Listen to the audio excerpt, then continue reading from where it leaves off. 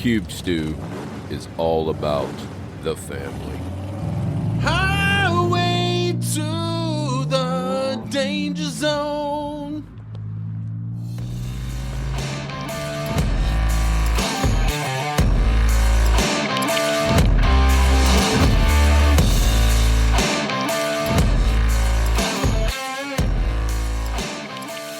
This episode is brought to you by the letter AE.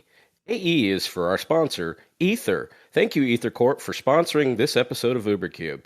Welcome to UberCube, the podcast we discuss all things Cube, but with refreshments. This is your host, Anthony Adams, a.k.a. a little bit sick bear, and I'm joined by another little sick bear, Stuber Bear.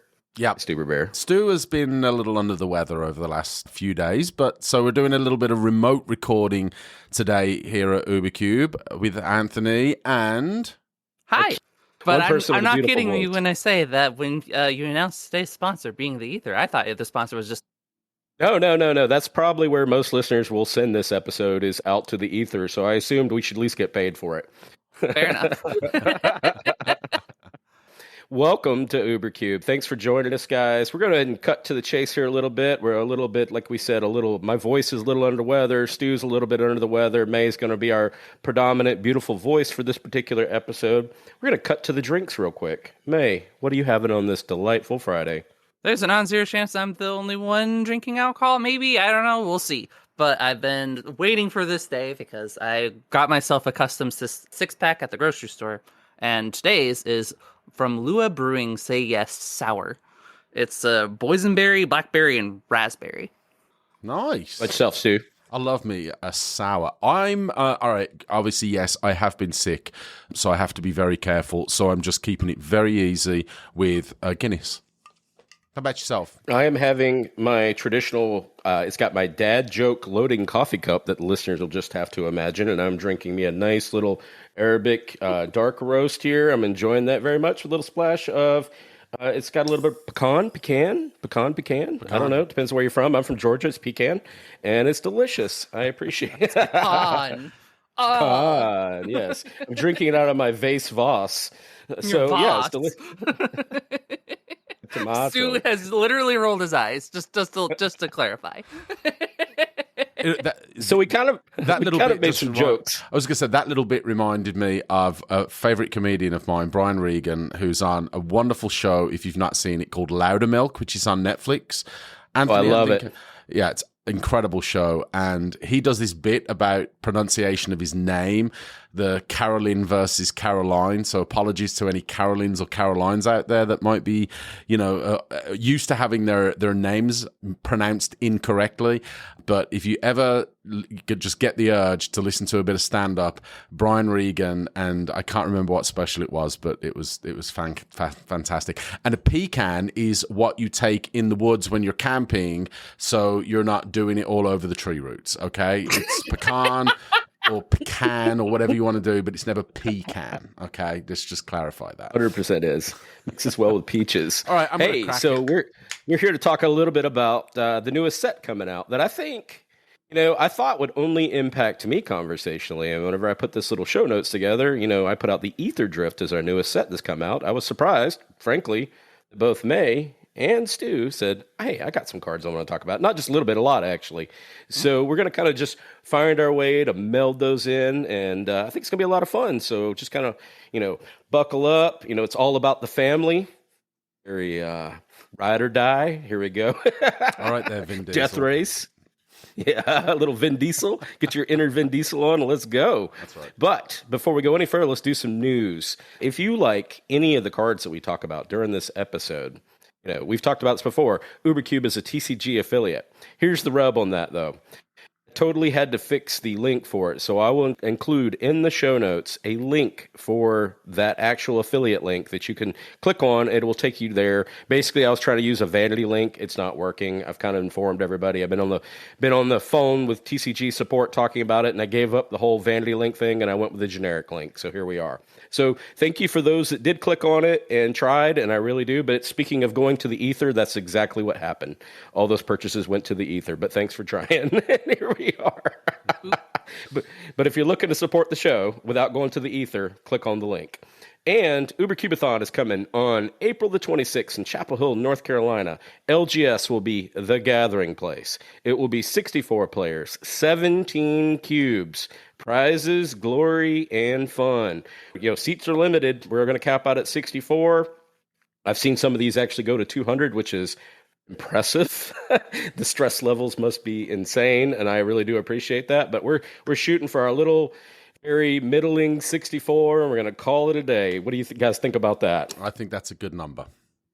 I think it's a very safe number. I think if you can get 2 people to show up, that's pretty great. We can make it hyper exclusive.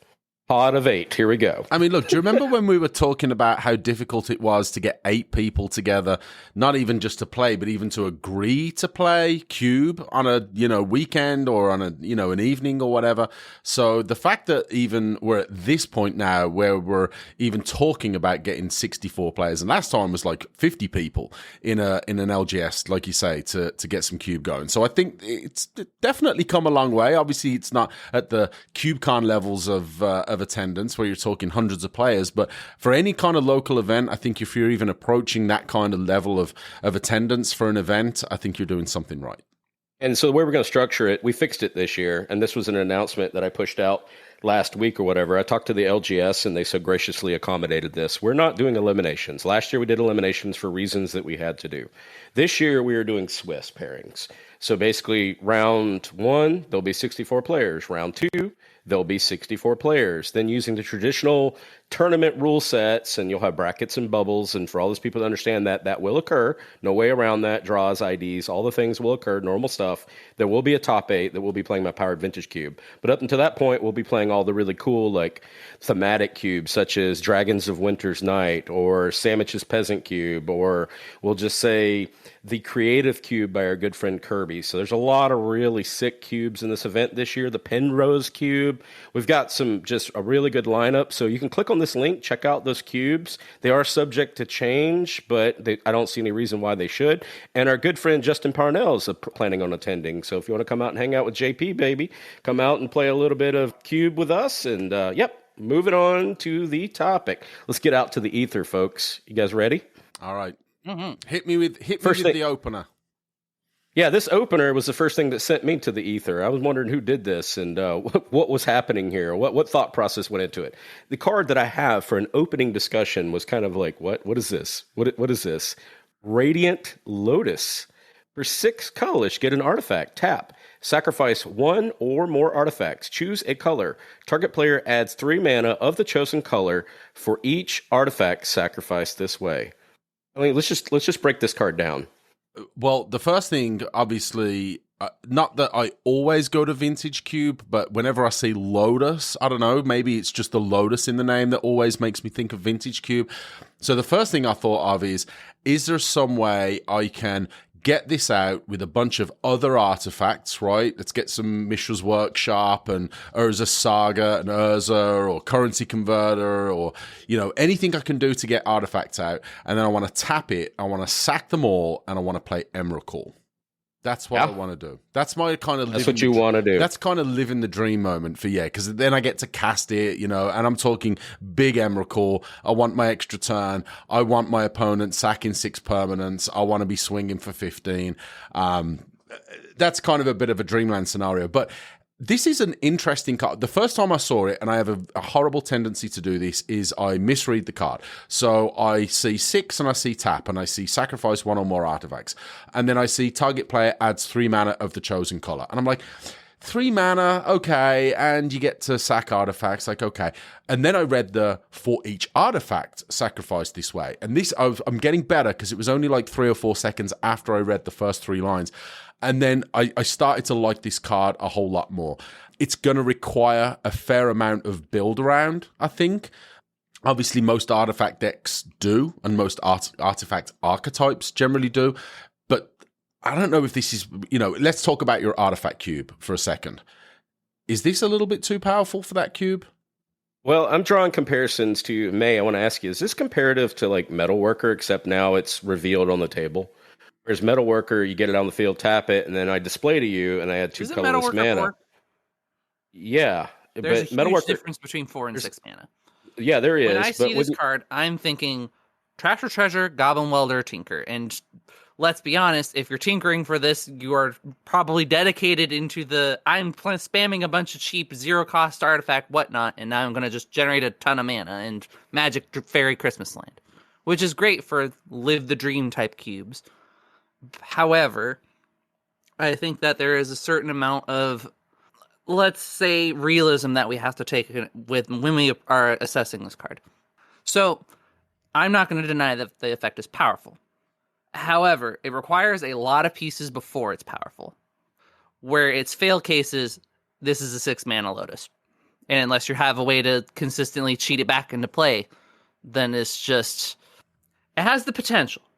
But how to get there and have the right home for it is what I'm trying to consider. Because every time I look at this card and read through it again and again, I just keep thinking, Commander, Commander, Commander, Commander, Commander. This is a Commander card. I don't disagree. I think, okay, so again, going on the Vintage Cube vibe, right? So I look at this and I think 6 mana, when you have access to broken ways to get artifacts onto the battlefield, right? Tolarian Academy, even Gaia's Cradle, Mishra's Workshop, any strong artifact mana, now I can do this, right? And then I'm thinking, if I can tap this and just dump as many of my quote-unquote junk or maybe unnecessary artifacts, then I want to upheaval. And then I want to start dumping back onto the battlefield, because it's 3 mana of any color, right, for each artifact. So it's not just that you've got all these colorless mana that you may be restricted to with just the artifacts themselves tapping for mana. Now you've got access to a bunch of colored mana that can be potentially much more powerful when casting spells from your hand. So I don't disagree that this will be a strong card in Commander, but I think this has a ton of potential in both combo decks and just where you want to do unfair things by putting artifacts on the battlefield. I see a line of play. If we went the fair line and I did Signet into Signet, paying the cost, and I went into, say, Gilded Lotus, tap Gilded Lotus, and I get into this, now I can use that to sack to move forward. One of the problems that I see with this card is the fair lines of play, if we're playing fair Magic, is emptying your hand. Like literally a whole bunch of mana and nothing to do in order to get here as fast as possible. That's one line, right? Think about, I want to do, it's kind of like peacocking a little bit. I'm going to set up and I'm going to just get the God hand and I'm going to get all the way. This is my ultimate play for whatever reason. And I'm showcasing that I have this Radiant Lotus.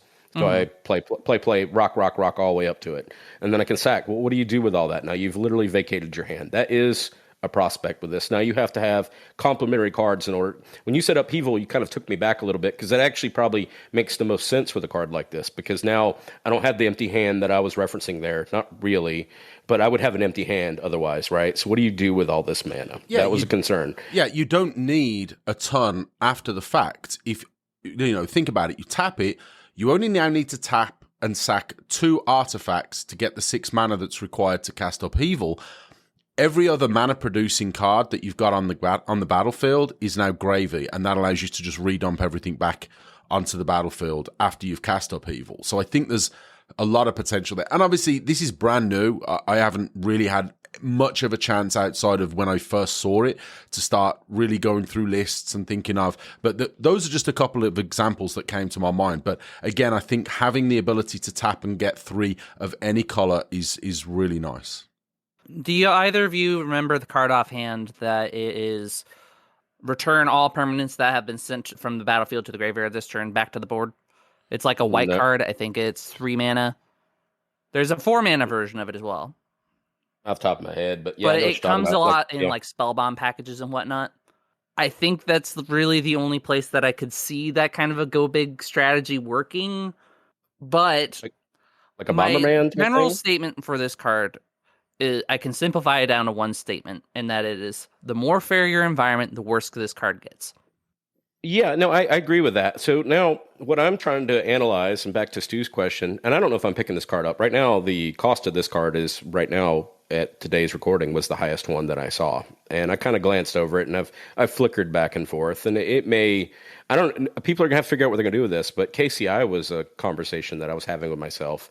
Could I incorporate this into my KCI combo deck to make it more effective in different ways? Could I do some nonsense with this? And I think you can. And then I have a sacrifice outlet type of strategy, but by then we're already, like May said, we're at 6. So we have to cheat into this. So now we're Goblin Welder, or we're doing some of the other cheaty McCheaterson face type stuff that I'm doing.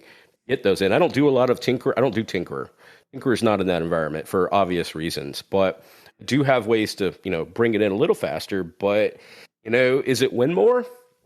I guess, I hate to say context matters, but this is 100% a contextualization card. Like, where do you put this and make it effective? Yeah, I don't know. Listeners, what do you think about this card? Radiant Lotus for 6 colorless, artifact, tap, sacrifice 1 or more artifacts, choose a color.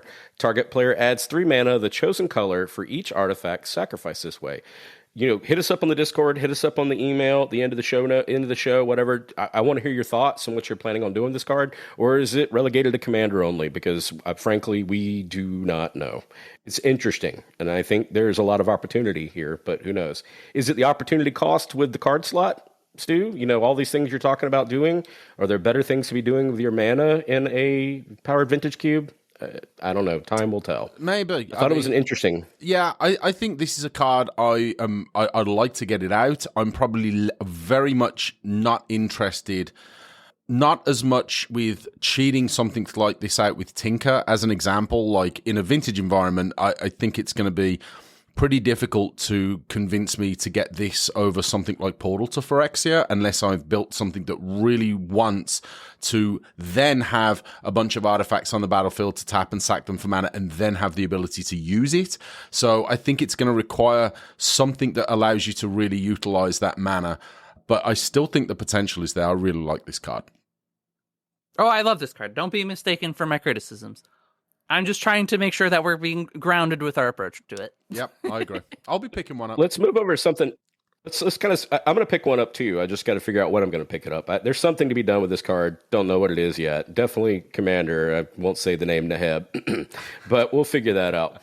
But let's talk about a fun Magic card. One that I think is. It's funny, we talk about power creep and, the cards that we look at. I have this beautiful Elvish Piper painted by Rebecca Gay here, presented on the page, and it's stunning. And for those that aren't familiar, Elvish Piper is for 3 colorless, 1 green. You get a 1/1.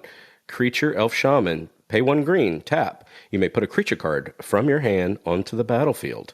This is just probably one of the most beautifully rendered Magic cards of all time, in my opinion. Do you guys agree with that?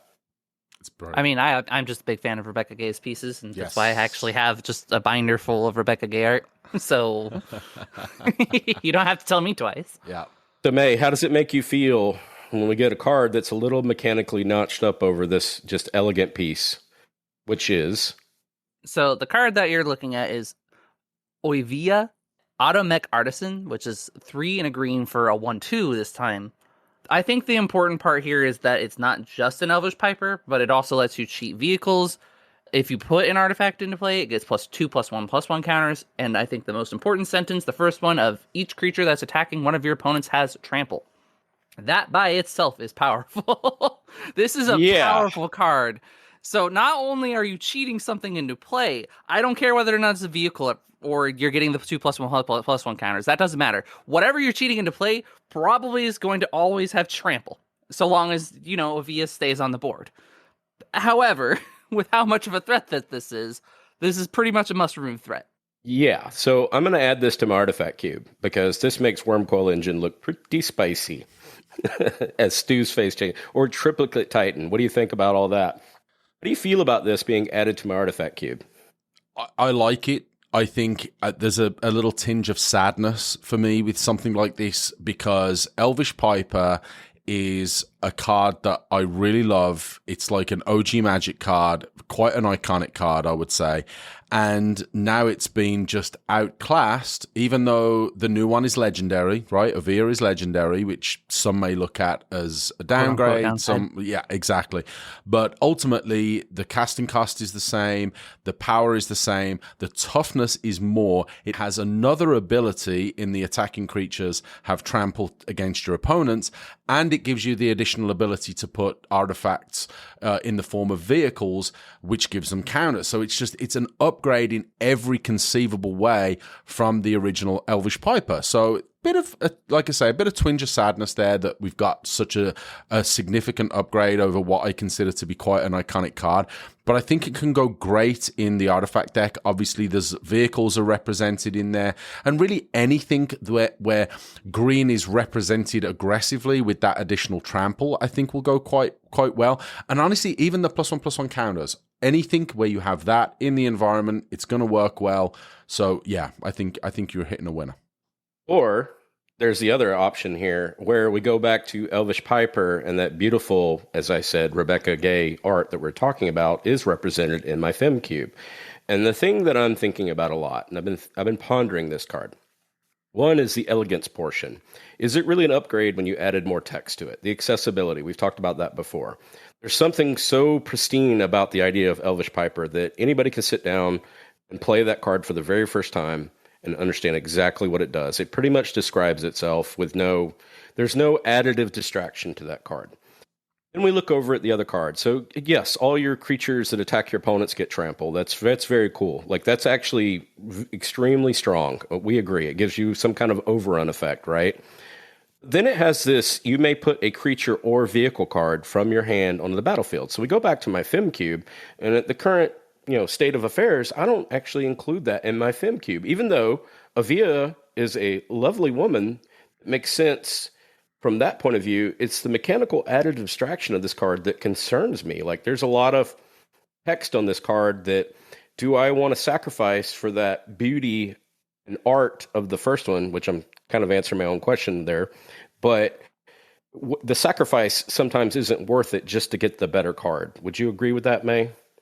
I'll ask you a question in response. How relevant has Elvish Piper been in your Fem Cube so far?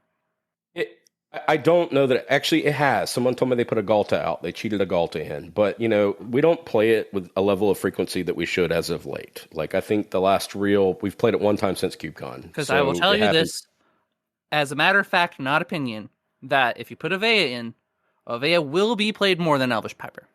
It is not to say that effect is already, let's say, not risky, because there is an innate risk to basically slapping down your Elvish Piper or Elvish Piper equivalent, hoping and praying that it sticks around, and if not, then you're just kind of time-walked yourself. It's like, cool, great, you ramped into an Elvish Piper, I'm going to kill your Elvish Piper. Oops, now the things are stuck in your hand. Well, but, that being said, the payoff is better with Avia, so if people want to go that direction, then I feel like that they're more inclined to do so because of that first sentence, versus Elvish Piper kind of comes up in the weird corner case situations. How do you feel about both of them being present in an environment? Let's switch to a different environment. My two-headed giant. Yes, my two-headed giant cube. I'm actually going to get a copy of both of them. At that point, great, send it.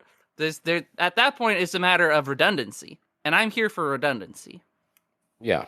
And then the Fem Cube that's 360, I was also considering that as well, too. It's an interesting dynamic for green to kind of reclaim that path. What do you think about that, Stu?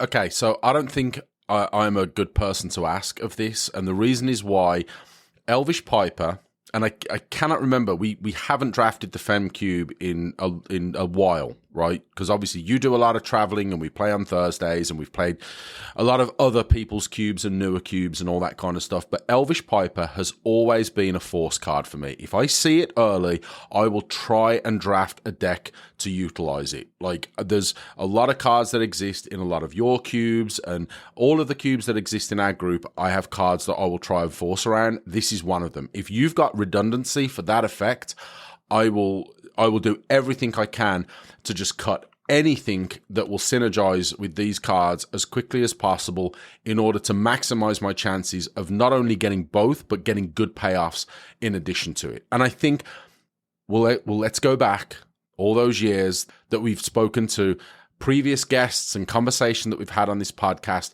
For me, this is a big fun. aspect of any cube that it exists in. This is a fun, it's a tension piece. Does it survive? There's no sorcery speed restriction on this, so heaven forbid you play this and it does survive round to your next turn. All you got to do is play a land and then just, I'll pass the turn. Yeah, I'll sit here and wait for your next end step, and then will I? Won't I? Who knows what's behind the door A or door B or door C? Wouldn't you like to know? So I love cards like this. Again, they're build-around pieces. They're fun. They're tension. They can be huge payoffs. It could be 4 mana for a 1/1 that literally dies to a gut shot, which is pretty devastating because going back, I mean, that's a beautiful, like, you time walk yourself almost for 4 mana. You know, you could be Minsk and booing in another universe, but no, you're playing a 1/1 that hasn't done anything. So I love cards like this that are big risk, potential big reward, and the more the merrier. So obviously, this set is not going to be for the Fate Cube. Just putting that out there right off the back. So what I am looking forward for this in this set is all the cycling cards, though, because as easy as it is to forget, I do have other cubes, and one of mine is the travel cube, and a big part of that travel cube is the fact that a lot of it is discard synergy, lots of ways of cycling, discard payoffs, whatnot, and while there are a lot of cycling cards that are pretty good in this set, I can't use them because they involve tokens or counters and whatnot. However, there are 2 in particular that I wanted to highlight. Sorry, 3 in particular that have cycling, because I forgot the third does also have cycling. But the first one is actually Chitin Gravestalker. It's a 5 and a black for an Insect Warrior 5/4. It costs 1 less to cast for each artifact and or creature in your graveyard, and it has cycling too. I love this effect. I love cost reduction type cards. The point is, we see it a lot in blue, and we see it a lot as a backbone. Oh, I have a bunch of spells and a bunch of whatnot. However, in this case, hey, you're going for a cycling deck, and you're going to be throwing a bunch of artifacts and creatures in the graveyard already. The fact that this reduces itself while also just being a good cycling target is just perfect. Sometimes it's the simple effects, you know? Yeah, they put a lot of cycling in here. I have one that I'm just going to kind of just pinch in here real quick, if you guys don't mind, because you started talking about cycling, you made me think of it. Have you guys seen Spectacular Pileup? We're jumping around Wooburg like nobody's business during this episode because we all made our own individual notes, so pardon the dust here. But Spectacular Pileup for 3 colorless and white, you get a sorcery. All creatures and vehicles lose indestructible till the end of the turn. Destroy all creatures and vehicles, cycling 2. So we have a wrath effect with cycling, Stu. This was main deckable wrath. Yeah, this was one of the first cards that I put on my list that I wanted to talk about. So the fact that it's a 5 mana wrath, like, hang on, why would I play that? I can play 4 mana Damnation or Wrath of God or whatever. But the loses indestructible. I wonder how relevant that will be in cubes out there. Now, we've talked about the whole issues with abilities that prevent interaction. So things like Shroud and Hexproof and even Ward to an extent, which I definitely think is, for me, a much more enjoyable way of keeping your creatures a little safe. Let's not look at things like Kappa Cannoneer that have Ward 4 that might as well be bloody Hexproof. But I think this giving an effect like that is interesting to me, to that lose indestructible before everything gets destroyed. I like the card. I still kind of think that it's going to be a little more on the commander side of things. I don't know what is out there as far as the indestructible cube, or, you know, that being such a prevalent effect that it's going to see more play. Or maybe it's just the fact that people would like to have their wraths in that 5 mana slot rather than the 4 mana slot, and then having that 2 mana to cycle is a little bit of gravy added on top. So I think overall that if it didn't have the cycling, I don't think I would like it as much, but I think having the cycling is a really, really nice little extra for this card. I think I agree. The cycling's what puts it over the top. We had cards that were comparable before May, like Fumigate or whatever, that cost 5, that gained you life. And I like those type cards, but they drug games out, right? You started gaining all this life, you couldn't get that 55-minute round timer type of scenario that we're putting ourselves into with these cubes. So we want to be mindful of that, but the cycling does let you pitch it. So I am considering this for my artifact cube over, say, like a Wrath of God or a Day of Judgment type effect. You try to migrate out through attrition these, I guess, typical staples that people kind of latch onto during the pack one pick ones, which is borderline impossible with that cube. But when I look at the cards like this, I do think about it a lot. That's the thought process is going into it. And then you were talking about the upshifting to one additional mana. I think Justin Parnell talked about this numerous times on our show.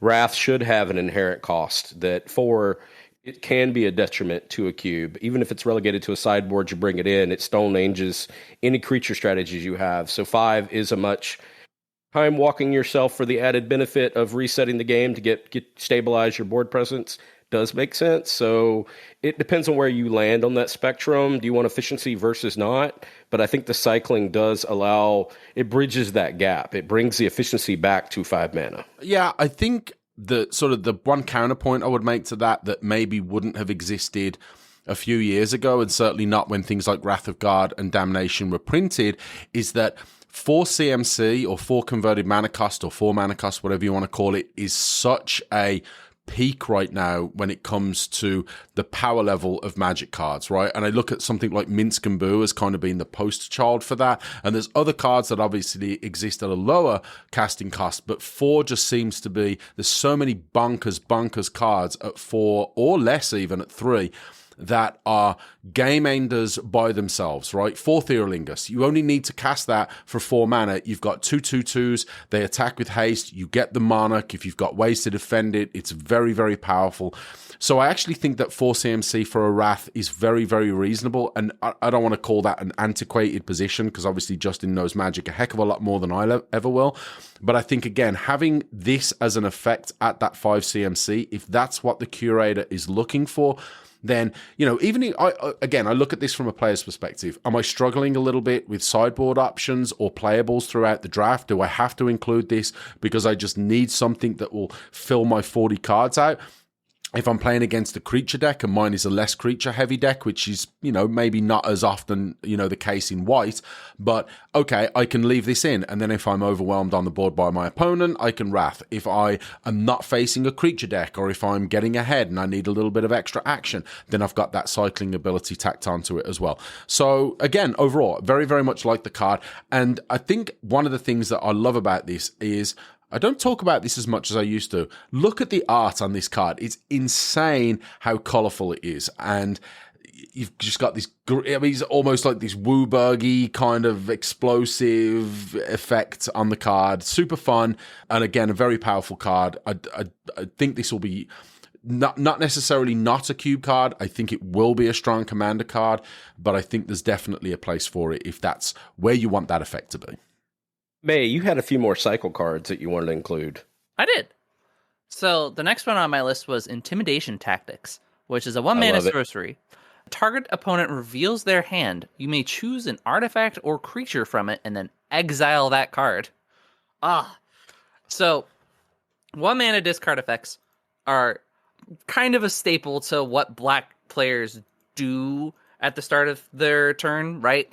Like when you're drafting and you see a Thoughtseize, it is that moment of power. I want to say where if I see that Thoughtseize, I'm like, yes, I'm definitely going to be trying to splash back for this at the very least, because that is a powerful effect. But what's particularly nice about this is that it also has cycling 3. This cycling is very expensive. I'm not going to deny that. However, what this thing does actually circumvents the biggest weakness of these types of cards. And that is that early game, they are very, very powerful, very strong. While late game, they just kind of exist, and they're kind of a dead draw. And adding cycling on top of this actually makes this that way. Okay, my fail case is that I can toss it later. Versus my good cases where it's like, okay, we can start the game, and that hand that you just carefully mulligan to, I'm just going to snipe one of the creatures or artifacts right out from your hand. In an environment like my travel cube, I feel like that it's only targeting creatures or artifacts is hardly a downside. And the fact that it exiles is huge. And a lot like we just did with Elvish Piper, this is a direct replacement in my artifact cube for the card Divest, which cost 1 black, sorcery. Target player reveals their hand. You choose an artifact or creature card from it. That player discards that card. So now I get to tackle and cycling, as May mentioned, so I can add more dynamics to the hand. So that's what I want. And I don't think that cycling is a detriment to that card. It's still just as elegant and reads just as clean, but it does allow early and late game options. And typically, we don't want to put creatures in graveyards. In the context of my artifact cube, it's not a setback outside of, like, I don't know, we'll say some kind of the light reanimator package like Beacon Unrest, etc. It's not going to hurt you too much to put some of these cards in the yard. You can deal with it later. So I'm on team not divest anymore. I'm going to be replacing it. So here we are. Solid. What else you got, May? The last one that I picked out from this set was actually Thundering Broodwagon. So this is 2 black, green, green. For an artifact vehicle, Menace Reach 6/5. When it enters, destroy target non-land permanent an opponent controls with mana value 4 or less. It has crew 3, and it has cycling 2. So this almost feels like it should be a rare. Every time that I read all that text that it has, I keep expecting it to be a rare, and it is not.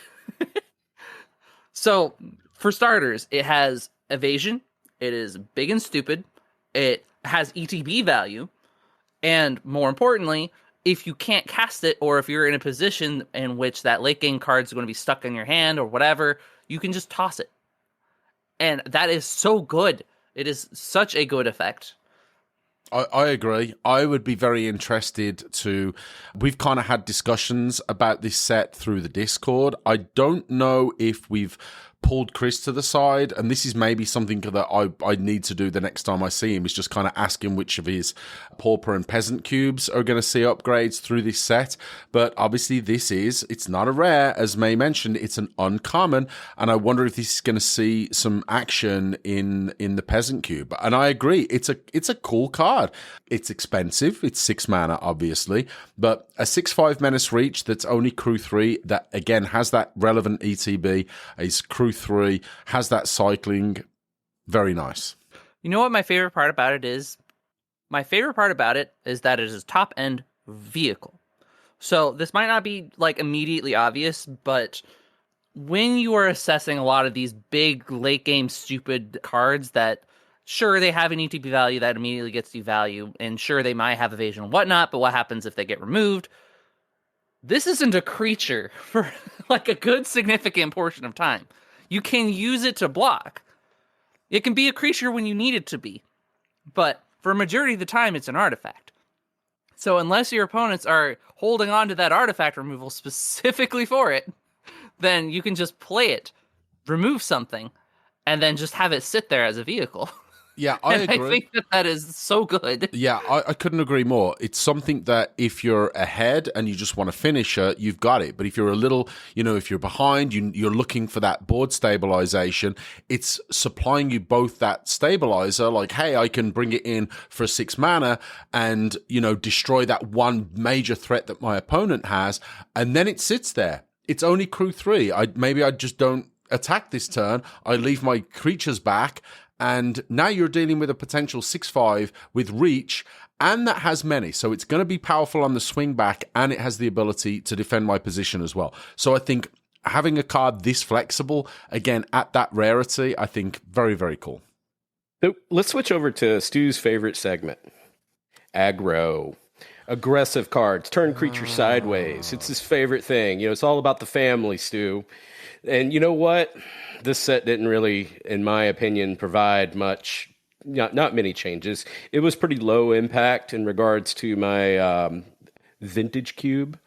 But I did add 2 cards to this list, and only one of them is going to actually go in the cube. Do you mind taking on these 2 Boros cards and see if you can guess which one Anthony's going to add to his cube and why? All right. So the first one, which is... I don't know. I'm going to say that I think this is the one that's least likely, or at least it's probably the one that I would be least likely to see in Vintage Cube. The first one is Basri, Tomorrow's Champion. 1 white for a legendary creature, Human Knight, 2/1.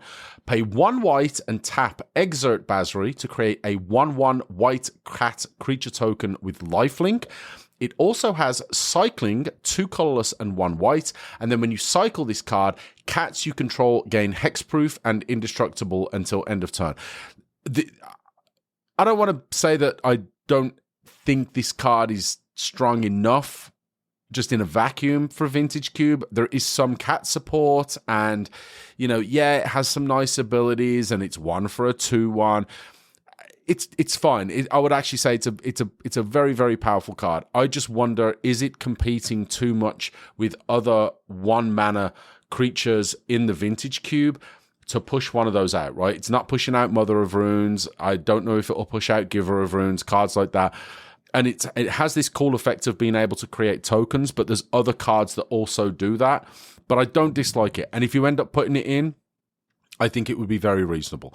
The second one is Grease Wrench Goblin. This is 1 red for a Goblin Artificer 2/1. It has Exhaust, 2 colorless and a red.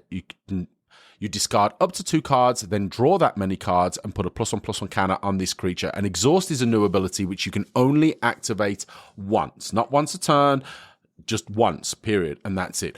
So I do like the fact that it has the discard and then draw and then put a +1/+1 counter on it. I like this card very much because I do look at this in more of the unfair kind of universe rather than the fair kind of stuff, which I think Basri is a little bit more on the fair side. So that's why I kind of angle towards this as being a little bit more likely in the Vintage Cube. But I'll be honest, I wouldn't be super surprised if both end up in there. Yeah, so I'm only going to put the Goblin in right now. You guessed correctly. And the reason why is Basri just requires a lot. Yeah, it helps out like Oscillate Pride, etc. if you really want to reach into that. But I'm not really like, it's that cube is so generic sometimes, right? I've admitted this before. It's not my favorite cube, but I do support that cube. And the cube can hear me right now. It's within 5 feet of me. But it's not Anthony's thumbprint. Nothing about that makes it special. And adding this would support Oscillate Pride, would support a Johnny. So if you wanted to do it, that's cool. There's a lot of things that could happen here. But I also, at the same time, we've talked about this on a recent episode, I'm trying to bolster aggro. Grease Wrench Goblin, it just does a great job of really adding that added benefit. And then that, air quotes, looting effect to help you along, or rummaging, if you will, right? Helps you out. But I'm interested to hear from, and Judge Bones in particular, and then we'll ask the other judges out there. I'm wondering if Exhaust is going to be something that's going to be problematic when people start playing these type cards. New players checking to see if it was used once.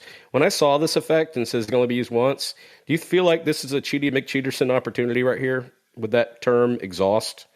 New players might overlook that. I will say that is a bit of a problem that I have and a criticism I have of any lasting effect like this on a card that requires tracking of something that's not obvious through the existing game pieces, right? So what are you going to do? Are you going to have some kind of marker that's on your cards that, hey, I've exhausted this, so I'm going to put this counter on it, and then it could potentially be misconstrued for a different type of counter, or whatever. It feels like it could be quite confusing for newer players. So yeah, I will say I'm not a huge fan of Exhaust just for that purpose.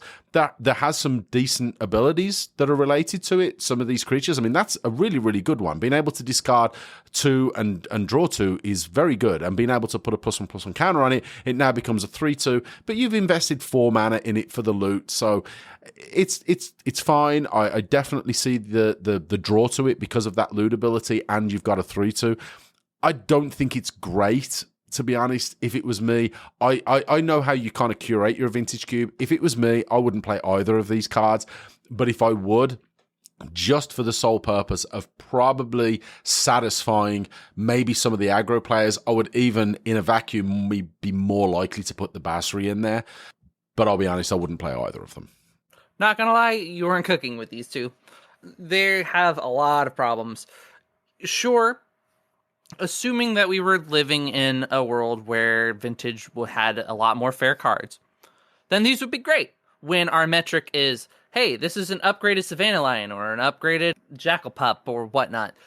We are not in that world. We are in the world where our 1-drops need to be things like Ragavan. And when I look at either of these cards, I'm not particularly excited if I see them in the pack. No, they're both boring. They're both boring Magic cards. Here is the fundamental problem. Not when even you take boring on and good is my issue. yeah, It's you okay take to on be a boring, but it's not good to be boring and bad. this is the problem that people that support these type of cubes encounter, especially singleton. When I run into a singleton format, in order to bridge that gap so there are at least aggro, and we talked about this in an episode, you need an aggro package in order to challenge the other decks. We said that over and over again. So there are sacrifices to be made. So bolstering that aggro package does require, those one drops are typically, we don't get all the Ragavans. If we got new Ragavans every other week, then that'd be fine. But that's a once in a modern horizon. I would rather take that Boast one drop for 2/1 in white. What's better? Say what one? Yeah, that's way better. All of those are better. Yeah. Yes. Where it's just, hey, I get attack, I can pay 2, I make a dude. I would take before I would take Basri.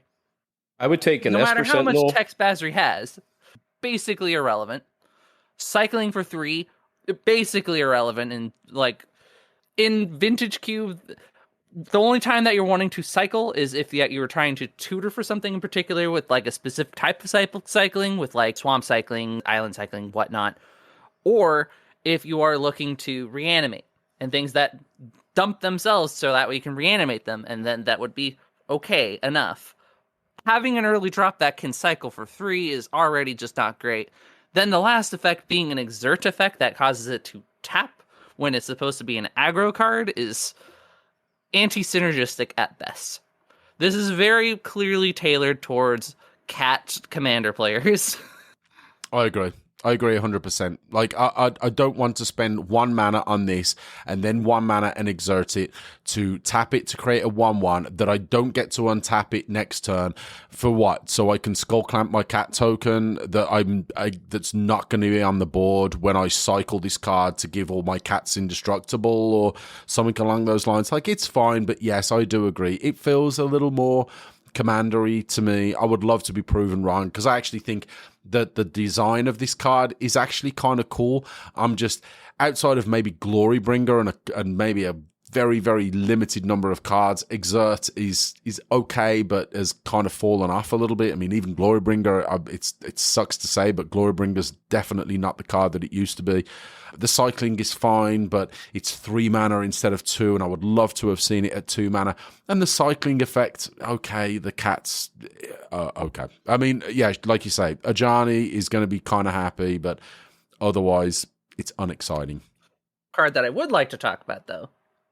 Yes. I don't know if you have Death Shadows as a package that exists in here or whatnot, but the last ride is a 1-drop 13/13 where it gets -X, where X is your life total. That part's not super irrelevant just because it can be a vehicle until it's ready. And it also has 2 in a black, pay 2 life, draw a card with crew 2. I have a bit of a soft spot. That is spooky. Yeah, I have a bit of a soft spot for Death Shadow because of my modern days when I was playing that legendary mono green Stompy deck with my Scavenging Goosies and so on and so forth. But GDS or Grixis Death Shadow was a big part of the meta back in those days, and I played a lot of games against GDS players, and it was a fun matchup, a lot of tension in the life totals, and when would Battle Rage come down, and how big was the Death Shadow. So cards like that are cool, they're fun, there's a lot of tension involved, and this is just, it's not quite there. Okay, we're going to do a part 1, part 2 for this because this is going a little long-winded as we thought it might, because there's a lot to cover here. For a set that looks so innocuous and that we didn't think would provide a whole lot, it does provide a lot of different conversations. And I want to do a little light touch on to next week's episode, but we're going to talk about 2 cards that I am looking at in particular for my artifact cube. And there's a lot more to discuss to that for anybody that has these endeavors to branch off into these artifacts matters type cubes or enchantment matters. This set provided a lot, but let's cover these first 2. The first one, May and Stu, that I'm looking at is Adaptive Omnitool. For 2 colorless, you get an artifact equipment. Equipment creature gets +1/+1 for each artifact control. Oh, that always catches my eye. I have to be really careful how much of that I add, because it's not that it's hating on the environment, it's just really the payoffs are really easy to grasp onto. It's just simple. And then whenever a equipped creature attacks, look at the top 6 cards of your library. You may reveal an artifact card from among them and put it into your hand. Put the rest on the bottom of the library in a random order and equip 3. If there was a card that was made from Artifact Cube, this is it. Like, this is so card selection. You want to lean directly into those artifacts and go into it. This is a gorgeous card. Unfortunately, it's not going to be foiled. I got teased at that recently at Ravenfest, which I want to do a little tangential thing here too. And this is even kind of prior to our next week's episode. So Stu and I, we went recently and we talked about this. We went to Ravenfest and we played, my Artifact Cube is one of the featured cubes there, which thank you very much, Raven Forge Games, for supporting us on that endeavor. Everybody really thoroughly, openly enjoyed my environment. And I saw it play very smoothly. And I saw intricate gameplay that I haven't seen in a long time. And anybody that's a long-time listener to the show knows the trials and tribulations that I have experienced in order to get this cube to go from a 50-50, it's basically been a thumbs up, thumbs down type of cube for the life of this cube. And it was so refreshing. And I know a pot of 8 doesn't matter, but we actually drafted before that and people liked it. So people are starting to like this cube. And I joked about this at CubeCon. I told May, I went up and talked to people and nobody gave me any negative feedback. So I'm going to take no news as good news. So now the cube is starting to get into a happy state. Mm-hmm. And then you get a set that comes out like this. Now I have to start thinking, how much do I want to shake that bag? The bag of marbles, that Scrabble bag, right? I want to try to get that Z and that Q out of the bottom of that bag. If it isn't broke, don't fix it. So now I'm thinking that maybe I need to start being a responsible curator at this point and being very choice, because 360 is an extremely tight list. Would you both agree? May, you know this. I agree.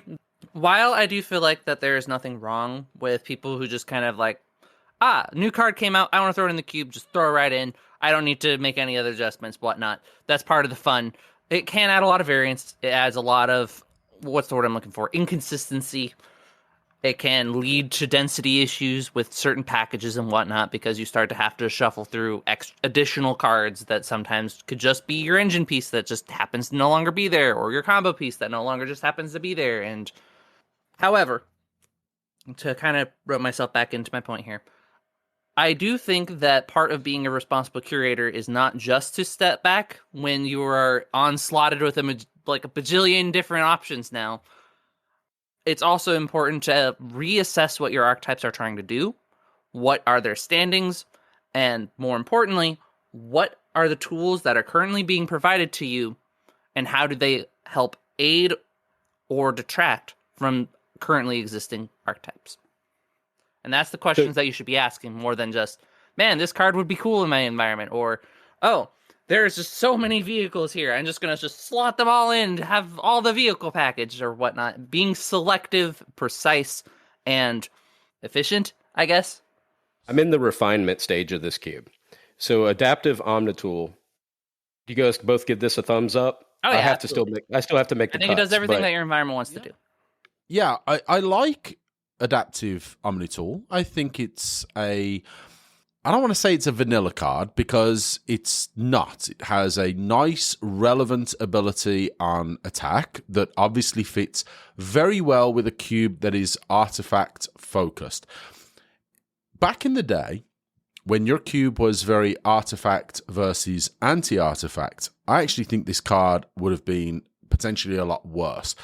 And I actually think now, when it's become a little more synergy driven rather than this one side versus the other, I actually think this card could be potentially much more powerful. Obviously, it still dies to artifact removal, just like any other artifact. But it's only 2 colorless to play it. 3 to equip is not a low cost, but it's nothing too crazy. So I think growing this over time is not a difficult proposition for that cube. So it scales fairly well. And I think there's a pretty solid risk versus reward with playing a card like this. I don't think it's going to get out of hand. I think you're going to be rewarded just as much with a card like this as you would be with other cards within the environment, where just having artifacts out is going to be beneficial to the archetype and to the deck. So I think it's a fairly natural inclusion. I don't think there's anything wrong with it. I do think the attack trigger is really the only thing that I think is what could push it over into that playability. I think if it was just +1/+1 for each artifact, I don't think it would be even remotely in contention, partly because of the fact that it wouldn't be a particularly fun card. But I think that attack trigger is what gives it that little bit of extra pizzazz, makes it attractive as an aggressive card, can potentially make it attractive as a defensive card, and I like it in that environment. I think it's going to need some testing to make sure, but I think overall it fits well. I'm actually going to swap that out for Sword of the Animist is the card that it's I've always loved that card with Nissa, but I'm also one of those people that are a firm believer in not trying to duplicate too many cards in my cube environments. And Sword of the Animist is very like interwoven into my Fem cube, so I'm okay to let it go, even though it's getting basic lands and whatnot. Yeah, I think Sword of the Adaptive Animist Omnit will just add layers. Yeah, I think Sword of the Animist, so for anyone that's not familiar, when the creature attacks, you get to go and get a basic land from your library. I think that's a decent card. I think it's kind of a commandery kind of card, though. I'm not a fan of the card in general. I think it has its place, but not in your artifact cube, I'll be honest. I think your artifact cube, I think the power level of that cube has stretched beyond what Sword of the Animist is really designed to be a part of. So I think this is a very, very nice swap. And the next one, the last one we'll talk about before we roll out of this particular part one is Stride Hanger Automaton. 3 colorless for a 1/4 artifact creature construct. So we got construct matters, which is very prevalent in this cube. Thopters you control get +1/+1. If one or more artifact tokens would be created under your control, those tokens plus an additional 1/1 Thopter artifact creature token with flying are created instead. Woof, that's a lot of, yeah, that's great. But you can see where like I could do like generation of treasures, clues, whatever, which we're definitely doing in this environment, and then you could make the Thopter army. I thought this was a really good kind of control piece. What do you guys think about this? First of all, I will say I definitely agree with the control aspects of it, given that it's a 1/4, and I would consider myself familiar enough with your cube that I have been the construct drafter at the table. I've been the construct drafter at the table where we've played with fewer players, and that deck has felt very, very strong. I've also been the construct player that's drafted with 8 players, and that deck has felt very underpowered. There's just a lot of powerful stuff to do in that cube. So I think having this large body as well as this additional token generation, I think it fits nicely. I'm excited. I'm obviously excited anytime I get a card that just gets the ability to spit out extra value. The first question I'm going to ask you, Anthony, is you're putting this in. As far as the construct deck in particular is concerned, is there a card that you're removing that is a good piece for that deck, or specifically one of the Thopter pieces? And how, what's your plan on kind of balancing those two out? Oh, I haven't even really got to cuts. Cuts are pretty brutal. That I need to know. That I need to know. I'm working. I'm actually working going to on fundamentally disagree with you both. I don't think that this is a construct card or a Thopter card. I think that this goes into the control decks with Seed what was it called? Seed hosts, whatever the shark Chrome thing is that makes yeah, that one. It goes in the same deck as that thing where you do turn 3 this, turn 4 that shark, and then you just run your opponents over. No, I think you're absolutely on the money. And the reason why, or one of the reasons why I actually do like this in the construct deck is because, first of all, it obviously is a construct. So anything that buffs my constructs with the other cards is obviously going to be beneficial to this card. But also because it's 3 mana for a 1/4. It's not an aggressive card. And I don't want to necessarily say more often than not, but there has been a number of occasions where, because the construct cards and the construct enablers are in that 3, 4, sometimes 5 and even 6 mana, it is very easy to get run over if you're trying to sort of build your army, so to speak, right? The constructs are not like the Zerg. They're more like Protoss. You're not just dumping a bunch of stuff on the battlefield that's swinging. You need those fixing pieces, right? You need those support pieces. So I think having that defensive piece that also gives you another defensive piece or even another offensive piece, that's kind of what I like about it in the context of the construct deck. Yeah, I'm going to tie this episode off. So this is part 1. So we went through those cards. We've gone a little bit more on the artifact side. So I'm going to finish this off with one more artifact card that I like this because it's I consider it somewhat adjacent to another favorite card of mine. So this is Market Back Walker. So this is an XX artifact creature construct.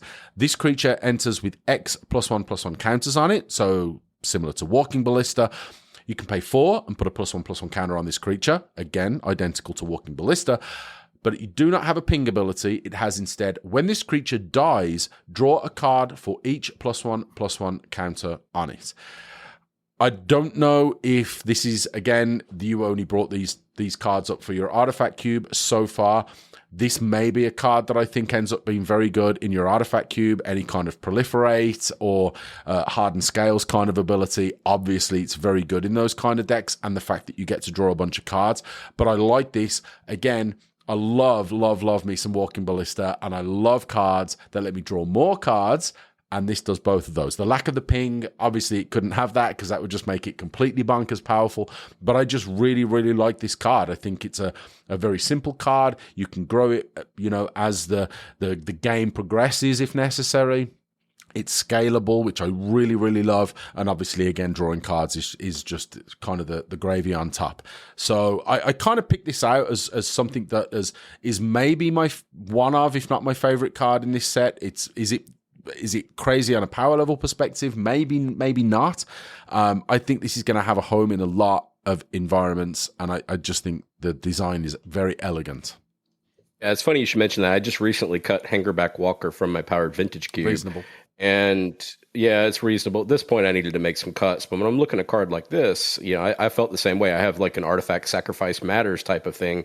And those type of decks do want to actually draw those cards when they can't get through with that, aggressive strategies that they have. So yeah, other than that, I appreciate everybody showing up for this part 1 of this particular thing that we kind of got together and talked about. There's a lot to cover here, and for the essence of time, we're going to break this up into part 1, part 2. Plus, we're pre-recording because Valentine's Day is next weekend, and we all got to take our significant others out and treat them right. So, I'm hoping Stu takes me out. Where are we going to dinner, Stu? Where are we going? I'm taking you where I take you every Valentine's Day, buddy. We're going to Chuck E. Cheese. There we go. Absolutely. All right. Look So if you wouldn't mind it. taking us away can you take us away to the socials, please, Stu? All right, first of all, again, we are a partner at TCG Player. We would truly appreciate if you guys are buying some cards from TCG Player, you can use our link. We'll make sure Anthony puts it on the Discord to make it available for everyone. It's no skin off anybody's nose, just a simple click on the link, order your cards as you would, and we get a little bonus to help with those microphone stands that we're always looking for. Truly appreciate that. As always, go check out facebook.com/groups/mtgcube, where our current host, Anthony Adams, is a moderator over there with a lot of cool discussion going on. Got about 1,000 members, so lots of cool stuff to check out over there. If you want to support the show, you can use our Inked Gaming affiliate link, inkedgaming.com/UberCube, for some playmats. Dice bags, mouse pads, and all kinds of custom and large volume products are available. You can find us at Twitter at UberCubeMTGPod. You can reach us via email at UberCubeMTGPodcast@gmail.com. You can find us at Bluesky at ubercubemtgpodcast.bsky.social, and as always, come hang out on the Discord. All kinds of cool discussion going on there. New card discussion, deck boast, a lot of discussion about these new cards from this new set, Aetherdrift. So if you're looking for some advice or some opinion, some feedback on a card that you're looking at for your cube, then come hang out and be part of the discussion. Finally, as always, a big thanks to all of our Patreons at patreon.com/UberCube for just helping keeping the lights on and supporting the show. I've gone past naming you guys because you know who you are, and I cannot tell you how much we all appreciate your ongoing support.